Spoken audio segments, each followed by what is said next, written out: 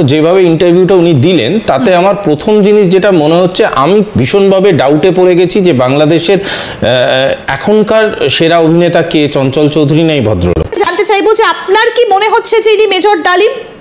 দেখো, যে কোনো ডিজিটাল মাধ্যমে দেওয়া ইন্টারভিউ, সেই গোটা জিনিসটা কিন্তু একটা সায়েন্টিফিক অ্যাসেসমেন্ট করা যেতে পারে। এই যে ভদ্রলোক, আমি ভদ্রলোক দিয়ে শুরু করছি প্রথমে, প্রাথমিকভাবে ভদ্রলোকই মনে হচ্ছে। তো যেভাবে ইন্টারভিউটা উনি দিলেন তাতে আমার প্রথম জিনিস যেটা মনে হচ্ছে, আমি ভীষণভাবে ডাউটে পড়ে গেছি যে বাংলাদেশের এখনকার সেরা অভিনেতা কে, চঞ্চল চৌধুরী না এই ভদ্রলোক।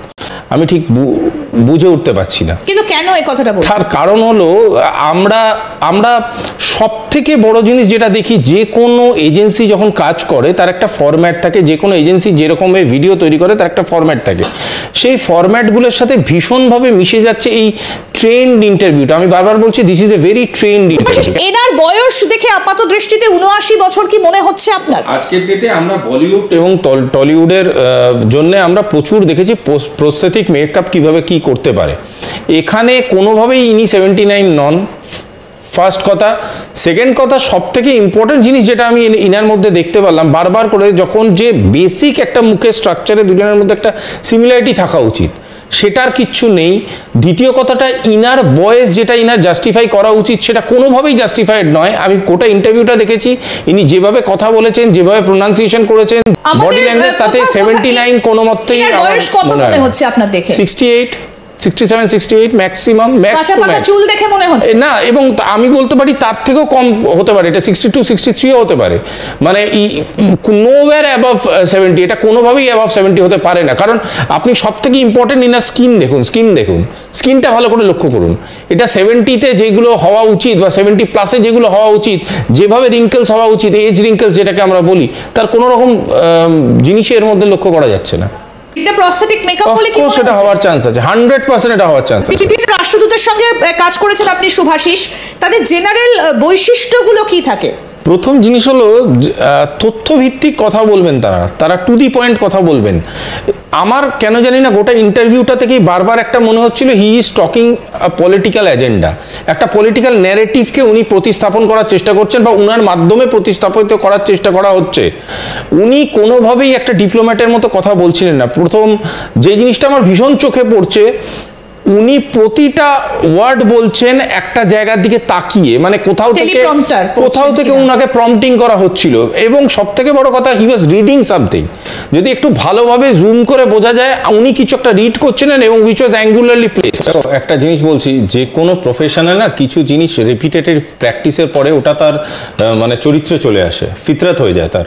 সো যখন একটা লোক কোনো ন্যারেটিভকে এস্টাবলিশ করতে চায় বা কোনো একটা ন্যারেটিভ বলতে চায়, এই লেভেলের লোক যে এতগুলো পোস্টিং সামলেছে, যে এতগুলো ডিপ্লোম্যাটিক পজিশন সামলেছে, যে এত কঠিন প্রেশারাইজড মোমেন্টেও কাজকর্ম করে গেছে, তার ন্যারেটিভ বা তাকে কিউ দেওয়ার জন্য চিরকুটের দরকার পড়বে বলে আমার মনে হয় না। আমার যেটা ভীষণভাবে মনে হচ্ছে যে কোথাও একটা গিয়ে উনার কিউ লাগছিল বারবার করে, কোন পজিশন থেকে কোন পজিশন যাচ্ছে। কারণ এইটুকুনি আমি গ্যারান্টি দিয়ে বলে দিতে পারি, এই যে ইন্টারভিউটাকে লাইভ হিসাবে চালানো হচ্ছে, এমনও হতে পারে this is a pre defined interview which is being টেলিকাস্টেড as live. যদি কোনো মানুষকে প্রপার ট্রেনিং দেওয়া হয়, সে যে কোনো চরিত্রেতেই অভিনয় করতে পারে for a longer time. Agency দিনকে দিন এরকম বহু লোককে পৃথিবী জুড়ে সৃষ্টি করে চলে, বাট সেগুলোকে যখন টেকনিক্যালি আপনি পোস্টমর্টম করবেন, তখন আপনি বুঝতে পারবেন তাদের মধ্যে ফ্ল প্রচুর থাকে, গ্যাপ প্রচুর থাকে। এই গ্যাপগুলোর মধ্যে একটা শিশুসুলভ গ্যাপ, এই যে হাতে চিরকুট নিচ্ছে ডিউরিং এ লাইভ ইন্টারভিউ, এটা শিশুসুলভ গ্যাপ। এইখান থেকে ধরা যেতে পারে যে এই লোকটা একটা কিউ পড়ছে। যদি এটা ইম্পর্টেন্ট কিছু না হতো, ও কাগজটা রেখে দিতে পারতো, কিউটা কিন্তু পড়লো, পড়ে তারপর একটা ইমিডিয়েট রিয়াকশন, দেখো একটা হাসি, এই জাস্ট এই সেকেন্ডটা দেখো, ইমিডিয়েট রিয়াকশন, এইটা জাস্ট রাখলো, নেক্সট একটা রিয়াকশন হচ্ছে হাসি, হেসে ও নিজেকে রিসেটেল করে বসলো, মানে টপিক চেঞ্জ করছে, ও একটা অন্য মোডে ঢুকছে, and he is trying to make the next statement. ভালো করে বোঝো, প্রথমে যখন ওটা হাতে নিল, ও কিন্তু নিজের ভূমিকাটা তৈরি করছে, ও বুঝতে পারছে না what is coming on.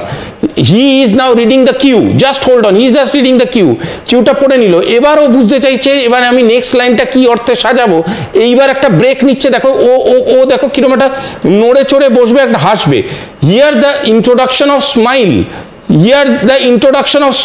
is actually a process of taking break, remote press করা হলো, প্রসেস অফ টেকিং ব্রেক, ও একটা পজ নিচ্ছে, এই পজ নেওয়ার সময় ও কিন্তু ওর মস্তিষ্কে পরের লাইনটা সাজাচ্ছে। দিস ইজ এই স্মাইলটা, this smile is a made up smile. এই স্মাইলের সময় ও কিন্তু ওই টপিকের ভিতরে ঢুকছে যে what is the next algorithm he is going to place. বাস আমি যদি ইফ ইউ আস্ক মি, আমি খুব মানে ফ্র্যাঙ্কলি বলছি, এটা প্রচণ্ড দুর্বল চিত্রনাট্য, এবং আমার থেকে বহু এক্সপার্টরাও এটা দেখছেন এবং জানছেন এবং বুঝছেন। ইন্টারন্যাশনালি এ ধরনের প্রচেষ্টা প্রথম এরম নয়, বহুবার হয়েছে। তার মধ্যে আরেকটা জিনিস আমি পয়েন্ট আউট করতে চাইবো, এর চোখের অ্যাঙ্গেলটা দেখাই, চোখের অ্যাঙ্গেলটা একটু দেখাটা প্রয়োজনীয়। এই লোকটি চোখের অ্যাঙ্গেলটাকে ভালো করে যদি লক্ষ্য করে দেখো, এই চোখের অ্যাঙ্গেলটা কিন্তু যেই ক্যামেরার দিকে হওয়া উচিত সেই ক্যামেরার দিকে কিন্তু নেই, রেকর্ডিং ক্যামেরার দিকে নেই, ওর চোখের অ্যাঙ্গেলটা অন্য দিকে আছে। কি পড়ছে সে, এমন কি জিনিস পড়ছে বা এমন কি জিনিস ঘটছে তার ক্যামেরার এই অ্যাঙ্গেলে, যেই জিনিসটাকে উনাকে রিপিটেডলি শুধু না কনসিস্টেন্টলি দেখতে হচ্ছে।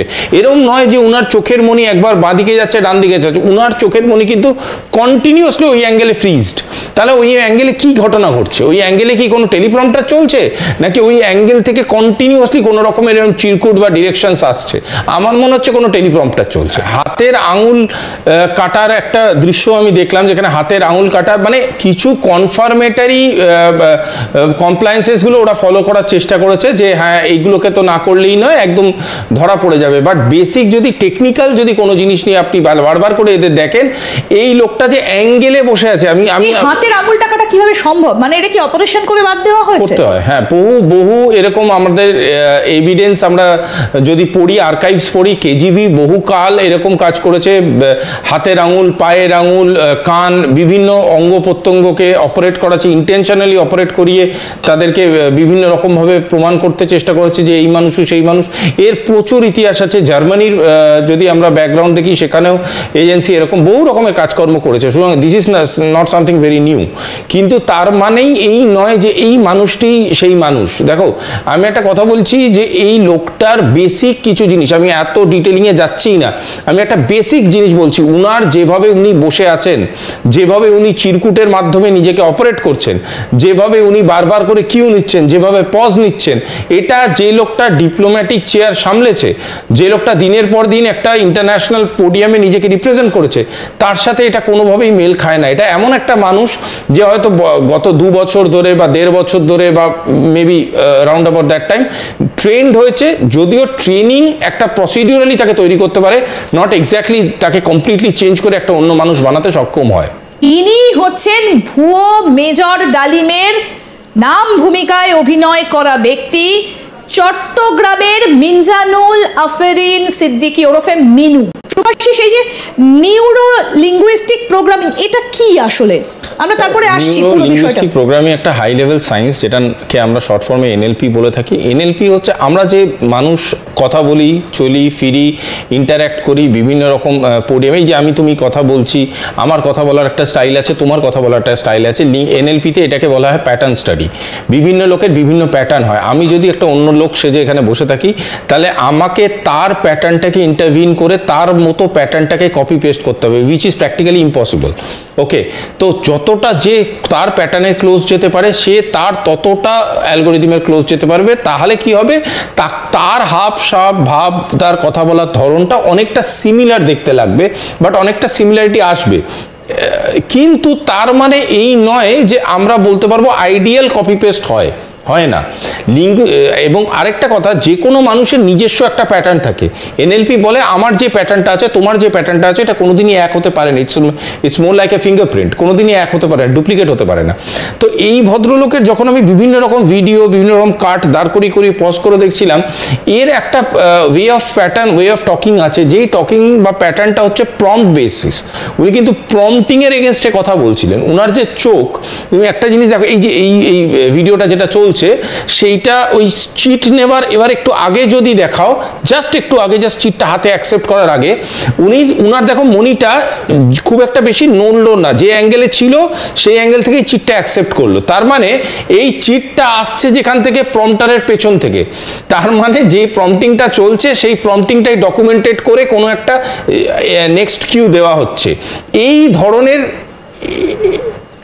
এবং একটা ডিপ্লোম্যাট, যে ডিপ্লোম্যাট হয়ে পলিসি লেভেল কথা বলা উচিত, তার তো একটা ডিরেকশনাল কথা বলা উচিত। তিনি 50 বছর বাদে আবির্ভাব করছে, হোক না একটা ইউটিউব চ্যানেলে আবির্ভাব করছে, উনি যখন এসছেন এসে তো কোনো ডিপ্লোম্যাটিক কথা শুনলাম না। উনার কথাবার্তাগুলো আমার কেন জানি না মনে হলো জামাতের স্পোক্স পার্সনের। আমার কোথাও গিয়ে যেন মনে হচ্ছে যে একটা টাইম লাইন ছিল, টাইম লাইনগুলোতে নতুন নতুন ক্যারেক্টারকে তৈরি করা হবে। তুমি একটা টাইম লাইন দেখো, আন্তর্জাতিক মহল থেকে একটা প্রেশার ক্রিয়েট হচ্ছে যে বাংলাদেশে প্রপার ইলেকশন করাতে হবে। সেখানে গিয়ে প্রতিটা মেজর পলিটিক্যাল পার্টির দেখো নিজের নিজের ক্যান্ডিডেট আছে, ফেস আছে।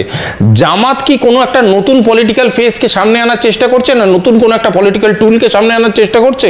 সেটা আমার কাছে একটা প্রশ্ন। এবং আমার কাছে আরেকটা প্রশ্ন হচ্ছে, খুব তাড়াতাড়ি এমনও হতে পারে যে বাংলাদেশে ইলেকশন ডিক্লেয়ার হলো এবং বাংলাদেশে একটা টাইম পিরিয়ড জেনারেট হলো। যে এটা কোইন্সিডেন্স কি হতে পারে যে গতকাল এরকম একজন মেজর ডালিমের মতো ক্যারেক্টারকে অন এয়ার আনা হলো, আর আজকে এসে বাংলাদেশ ইলেকশন নিয়ে একটা অ্যানাউন্সমেন্টের দিকে যাওয়া হচ্ছে? তার মানে কি যে যার ঘুঁটি সাজানো শুরু করলো? একটা কথা হলো, আমরা তো বুঝতে পারছি বিএনপি নিজের পলিটিক্যাল ফেস অলরেডি রেডি, ঠিক আছে? সেক্ষেত্রে আওয়ামীও আগামী দিনে পলিটিসাইজড হয়ে গেলে, আওয়ামী মেইনস্ট্রিম পলিটিক্সে ফিরে এলে তাদেরও বিভিন্ন রকম ফেস রেডি। আমাদের জামাতের কিছু ঘুঁটি সাজানো হলো, তাহলে কি ইউনূস সাহেব কি ট্র্যাজিক হিরো হয়েই রয়ে যাবেন বাংলাদেশের? আপনি আমাকে একটা কথা বলুন তো স্যার, আপনি এত অভিজ্ঞ একজন সাংবাদিক, খুনি এতগুলো বাংলাদেশের চ্যানেল বাদ দিয়ে এই ইউটিউব চ্যানেলটাই বেছে নিলেন, মানে এটার পিছনে কি আপনার কোথাও মনে হচ্ছে না যে এটা একটা ভুরু কোচকানোর বিষয় হতে পারে? যে এত বাংলাদেশের চ্যানেলেও তিনি আবির্ভাব ঘটাতে পারতেন, সেটা না করে এমন একটা লোক যিনি দেশের বাইরে সেটেলড, এমন একটা লোক যার ব্যাপারে এতগুলো কোয়েশ্চেন মার্ক, সেই লোকটার চ্যানেলই কেন আসতে হলো? আমি জানি না মেজর ডালিম বেঁচে আছেন কি নেই, তবে এটা ঠিক কথা যে ইনি মেজর ডালিম হওয়ার কোনো সম্ভাবনাই নেই। এবং আমি বলবো ইনি এইসব করে গ্রিন স্ক্রিন না লাগিয়ে এরকম ইউটিউব চ্যানেলে না এসে উনি যদি ট্রাই মারতেন বাংলাদেশের শর্ট ফিল্মগুলোতে, তাহলে আমার মনে হয় উনি অনেক বেটার হতো এবং অনেক বেটার অভিনয় করতে পারতেন। কেন রাজি হবে একজন মানুষ এই নাম ভূমিকায় অভিনয় করতে, এরকম একটা দুর্বল চিত্রনাট্যে? দেখো, মা লক্ষ্মীর আশীর্বাদ পেলে কে না চায়। এখন আজকে ডালিম আপেল হয়ে যাবে, কালকে আপেল ডালিম হয়ে যাবে, এটা পুরোটাই মা লক্ষ্মীর প্রসাদ, মা লক্ষ্মীর আশীর্বাদ। এবং ইন্টারন্যাশনাল মা লক্ষ্মী তো সবসময় ডলারে আসে, আমাদের নয় গান্ধী সাহেব না নেই। সুতরাং এবং একটা কথা বলাটাই দরকার, সেটা হলো পচা ডালিম খেলে পেট খারাপ হবে, শেষে আবার একটা কাঁচকলা খেতে হয়। এবং হ্যাঁ, এই পচা ডালিমটা কত আন্তর্জাতিক সম্পর্ক কোনোদিনই চেঞ্জ করতে পারবে না, অথচ হজম করাটা খুব বিপজ্জনক হয়ে উঠছে সবার কাছেই।